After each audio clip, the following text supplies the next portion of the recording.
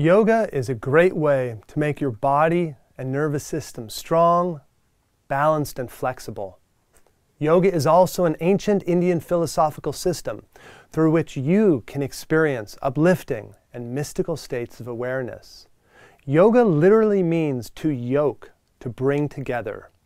Through yoga, you can experience the unity, the oneness of the individual and the universal.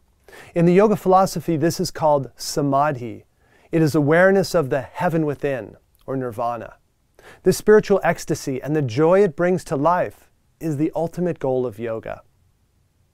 Yoga is one of the 6 ancient philosophies of India. The other areas of study were grammar, mathematics, ethics, astronomy, and metaphysics.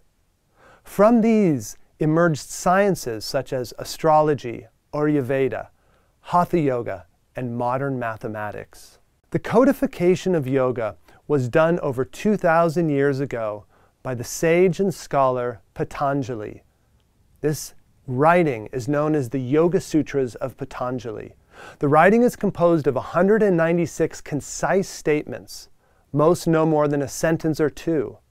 Various commentators, both ancient and modern, have elaborated on these sutras. My favorite translation was written at the beginning of the 19th century by Swami Vivekananda, one of the first yogis to bring Indian philosophy to the West.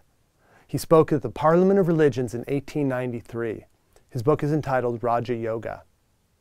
The Yoga Sutras is divided into 4 chapters which describe the basic principles of yoga, the actual practices of yoga, the powers that arise through yoga, and the final chapter is an elaboration on the highest states of consciousness that can be attained through yoga.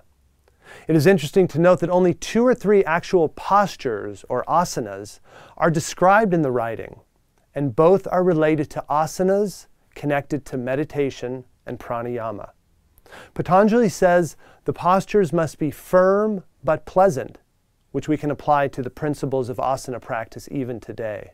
This allows us to free our mind from awareness of our body. Most relevant to modern Western yogis are the sutras in chapters 2 and 3, which describe yoga as being composed of 8 limbs or aspects. It is in these sutras that Patanjali talks about the yamas, the moral injunctions, the niyamas, which are daily observances, asana, with which we are so familiar, the postures, pranayama, which is breath control.